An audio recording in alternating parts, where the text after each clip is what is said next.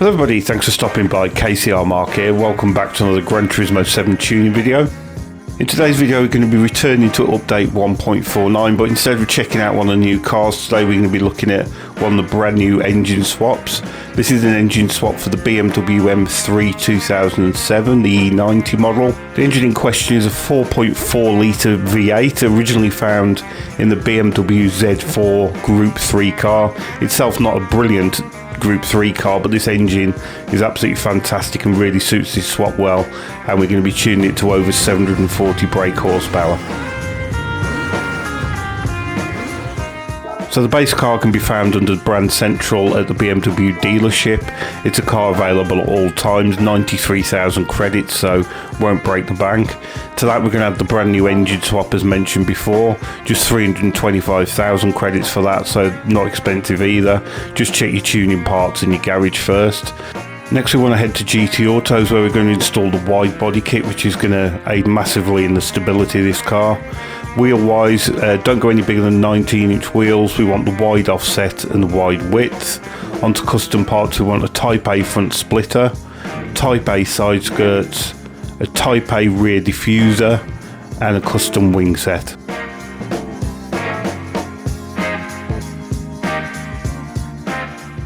Next we're going to head to upgraded parts, where in sports section we want weight reduction stage 1. In semi-racing we're going to use the high RPM turbo, fully upgraded ECU, increased body rigidity and the custom LSD. In the racing section we're going to use the racing silencer, racing pads and discs, fully customized suspension, racing clutch and flywheel, racing transmission, racing hard tyres, and with this being a Le Mans build we'll also want the intermediate tyres.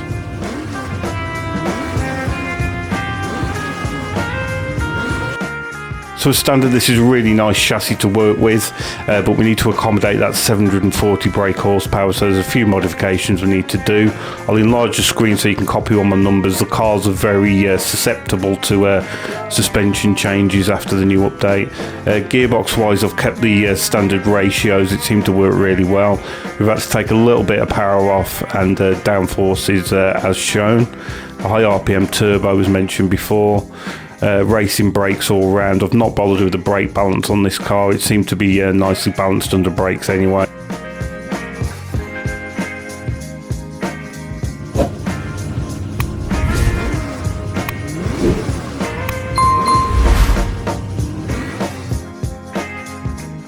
So with the car all built, we can head to the race. We're going to go to World Circuit Europe, and we want Le Mans, the Circuit de la Sarre for the World Touring Car 700. So as we get into the race, first thing we need to do is change the fuel map to either 2 or 3. In testing, both worked. 3 is probably more safe, especially if you're using automatic transmission.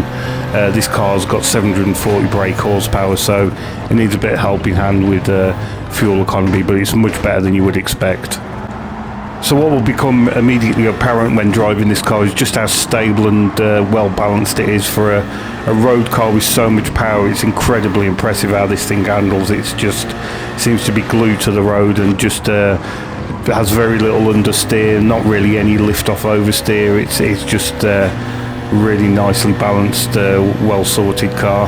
Very quick down the straights as well with all that power, over 200 miles an hour. As you can see, I've taken the lead at the end of the Mulsanne straight pretty much on the first lap. It's an incredibly impressive car. That fuel map is going to see us to the end of lap 3, so it's going to be one main stop for fuel and then one splash and dash near the end of the race.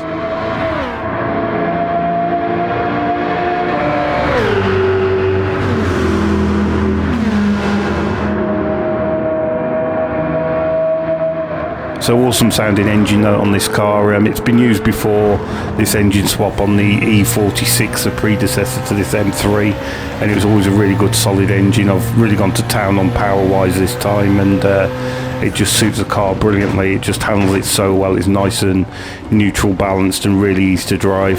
So we're heading to the end of lap 3, and we need to make our pit stop for fuel. Tyre wise, it's just play it by ear, whatever the weather's doing at the time. This particular occasion had a completely dry run, so I just put racing hards on and filled those tanks up.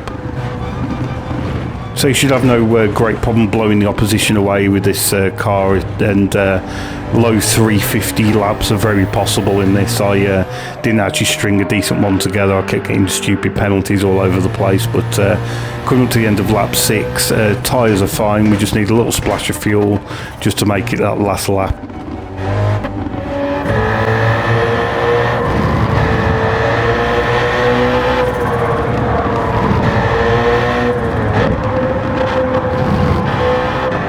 So skipping to the end of the race, as you can see, we've got a pretty nice lead of 1 minute 20 seconds. As we head onto the home straight, we've only got 25 seconds left on the clock, so we can afford to just pull over and let that timer run down. There's no real need to do another 4-minute lap unless we really need to.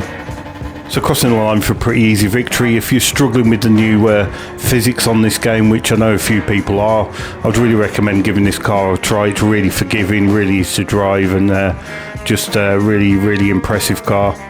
So with a clean race bonus, we're going to be bagging ourselves the 825,000 credits, which equates to 1.65 million every hour.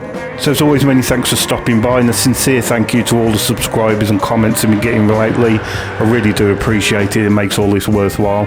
So I hope you enjoyed that tune. Let me know how you get on in the comments, and I'll see you again soon. Cheers, bye.